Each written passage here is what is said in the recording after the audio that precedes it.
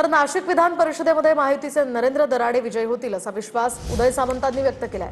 गीते बंधूंची गिरीश महाजन समजूत काढतील। नाशिक विधान परिषदेत गणेश गीते आणि गोकुळ गीतेंचा अपक्ष उमेदवारी अर्ज त्यांनी दाखल केला होता। त्यानंतर आता उदय सामंतांनी ही प्रतिक्रिया दिली आहे।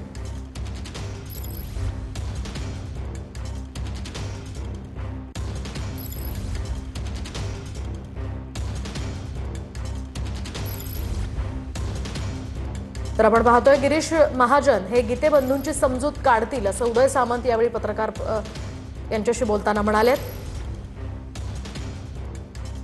महाजन साहेबांनी पुढाकार घेऊन गीतेंचा अर्ज मागे जाईल त्यावेळी सगळ्या गोष्टी थांबतील आणि म्हणून ते काय बोलले त्यांचं उत्तर द्यायला मी पत्रकार परिषद घेतलेली नाही।